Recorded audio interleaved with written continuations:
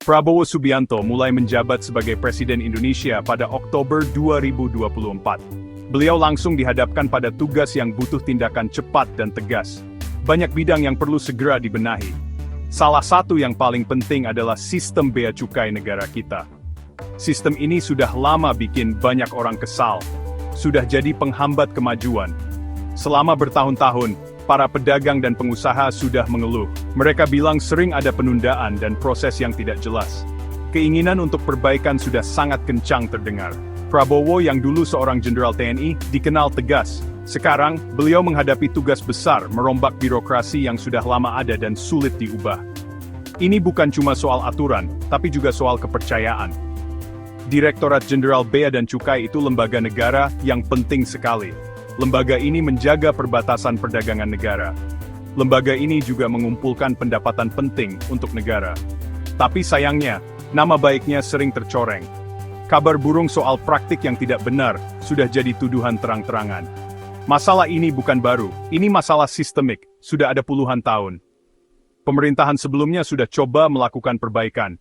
Ada yang hasilnya cuma perbaikan kecil, yang lain gagal memberi perubahan yang awet.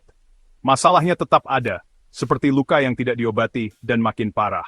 Tantangan buat Prabowo ini besar sekali. Ini butuh lebih dari sekadar ganti kebijakan.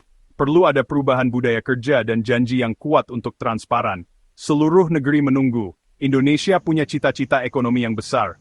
Negara kita ingin jadi pemain utama di dunia. Tapi, sistem bea cukai yang bermasalah ini seperti jangkar. Menghambat pertumbuhan yang seharusnya bisa dicapai.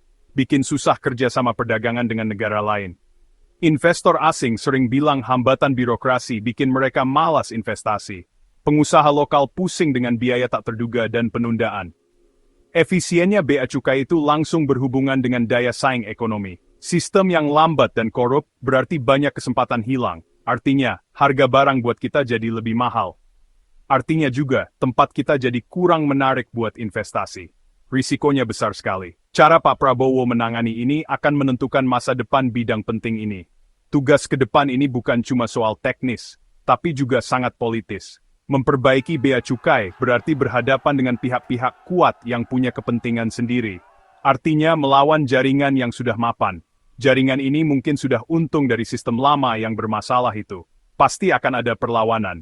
Gaya kepemimpinan Pak Prabowo akan diuji. Apa beliau bisa mengatasi masalah yang rumit ini? Apa beliau bisa mendorong perubahan dari dalam bea cukai sendiri? Keberhasilan pemerintahan beliau bisa jadi, sebagian, tergantung dari jawabannya. Bea cukai yang sudah diperbaiki bisa membuka potensi ekonomi yang besar sekali. Bisa mengembalikan kepercayaan masyarakat. Tapi kalau gagal, artinya keadaan tetap sama. Dan ini jadi beban berat buat Indonesia. Korupsi sudah jadi penyakit yang lama ada di bea cukai Indonesia. Seperti bayangan gelap yang menutupi. Laporan dari media seperti The Jakarta Post menunjukkan banyaknya praktik korupsi. Ada oknum pejabat yang katanya memakai jabatan buat untung sendiri. Tindakan haram ini bikin negara rugi besar kehilangan pendapatan. Miliaran rupiah yang seharusnya buat layanan publik hilang begitu saja. Korupsi ini tidak selalu sembunyi-sembunyi. Kadang malah dilakukan dengan sangat berani dan terang-terangan. Ini merusak kepercayaan masyarakat ke pemerintah. Bikin persaingan usaha jadi tidak adil.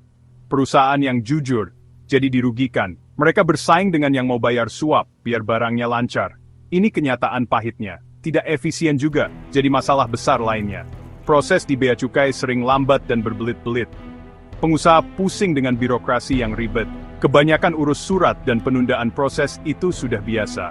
Seperti kata Tempo.show English, hal ini menghambat perdagangan, bikin pertumbuhan ekonomi jadi terhambat. Dalam bisnis, waktu itu uang. Kalau barang tertahan lama di pelabuhan, biayanya jadi bengkak. Biaya ini akhirnya pasti dibebankan ke pembeli. Rantai pasokan barang jadi tidak bisa diandalkan. Suasana bisnis secara umum jadi jelek. Tidak efisien ini bukan cuma bikin repot, tapi jadi beban besar buat ekonomi. Bikin Indonesia kurang bisa bersaing di dunia. Bikin pengusaha dan investor jadi kesal. Penyelundupan masih jadi tantangan berat. Penegakan hukum yang lemah dan korupsi membuka jalan buat perdagangan ilegal. Barang masuk ke negara tanpa bayar pajak semestinya. Ini merusak industri dalam negeri. Usaha yang resmi tidak bisa bersaing dengan barang selundupan yang lebih murah. The Jakarta Post bilang ini merusak harga pasar, merugikan pabrik dan produsen lokal. Dampaknya luas sekali. Pengaruh ke lapangan kerja, mengurangi pemasukan pajak. Bahkan bisa bahaya buat masyarakat kalau barang yang diselundupkan itu jelek atau berbahaya. Mengatasi penyelundupan butuh banyak cara sekaligus. Perlu pengawasan lebih ketat, info intelijen yang lebih baik, dan petugas di lapangan yang tidak bisa disuap. Masalah-masalah ini, korupsi, tidak efisien, dan penyelundupan, saling terkait. Korupsi sering bikin jadi tidak efisien. Orang bisa saja bayar suap, biar tidak usah ikut aturan yang ribet. Sebaliknya, kalau tidak efisien, bisa jadi ada lebih banyak kesempatan buat korupsi. Pengusaha yang sudah putus asa, mungkin akhirnya bayar secara ilegal, biar prosesnya cepat. Penyelundupan subur di tempat yang penegakannya lemah, karena korupsi atau kurangnya sumber daya. Dampak gabungan semua ini ke ekonomi Indonesia parah sekali. Akibatnya, negara kehilangan pendapatan, merusak iklim usaha, merusak kepercayaan masyarakat. Mengatasi masalah ini butuh usaha perbaikan yang menyeluruh dan tidak goyah. Ini perjuangan untuk menjaga kejujuran ekonomi Indonesia. Perjuangannya harus terus-menerus tanpa henti. Presiden Prabowo sudah menyiapkan strategi dengan banyak cara. Tujuannya untuk mengatasi masalah yang sudah lama ada ini secara langsung. Salah satu bagian utamanya adalah gerakan anti korupsi yang kuat. Ini termasuk menerapkan aturan yang lebih ketat di dalam Departemen Bea Cukai. Transparansi harus jadi yang paling utama. The Jakarta Post melaporkan ada rencana untuk meningkatkan pengawasan, termasuk memantau petugas Bea Cukai dengan lebih baik. Tujuannya untuk mengurangi kesempatan melakukan korupsi. Perlindungan untuk orang yang melapor kecurangan mungkin juga akan diperkuat. Pesannya harus jelas, korupsi tidak akan dibiarkan. Ini langkah penting untuk membangun kembali kepercayaan. Ini penting supaya perbaikan yang sungguh-sungguh bisa berjalan dan berhasil. Menyederhanakan aturan bea cukai jadi bagian penting lain dari rencana perbaikan. Rumitnya birokrasi sekarang ini bikin banyak orang kesal. Ini juga jadi tempat subur buat praktik tidak efisien dan korupsi. Pemerintahan Pak Prabowo mau membuat proses ini jadi lebih mudah dan cepat. Artinya, mengurangi urusan surat-surat yang tidak perlu, termasuk memotong waktu tunda dalam proses. Tempo.so English menyoroti usaha untuk membuat proses keluar barang dari bea cukai jadi lebih cepat dan bisa ditebak. Penyederhanaan ini penting sekali buat pengusaha, akan mengurangi biaya, akan mempercepat perdagangan, akan membuat Indonesia jadi tempat yang lebih menarik untuk berbisnis. Fokusnya adalah efisiensi dan kemudahan buat pedagang yang jujur. Penggunaan teknologi diharapkan bisa membawa perubahan besar. Pemerintah berencana memakai alat-alat digital. Ini akan meningkatkan kemampuan pengawasan dan penegakan hukum. Analisis data yang canggih bisa bantu menemukan kiriman yang mencurigakan. Bisa menandai transaksi yang berisiko tinggi. The Jakarta Post menyebut teknologi sebagai cara untuk mengurangi campur tangan manusia. Ini pada gilirannya mengurangi kesempatan untuk korupsi. Platform digital juga bisa meningkatkan transparansi. Pengusaha jadi bisa melacak kiriman mereka saat itu juga. Penggunaan teknologi ini penting sekali, bisa membawa bea cukai Indonesia ke abad 21. Bisa menyediakan alat yang dibutuhkan untuk pemerintahan yang efektif dan jujur. Tapi, ada kejadian baru-baru ini yang bikin khawatir. Rencana penunjukan Letnan Jenderal Jaka Budi Utama untuk memimpin satu unit di Bea Cukai menimbulkan kekhawatiran. The Straits Times melaporkan tentang masa lalunya yang kontroversial.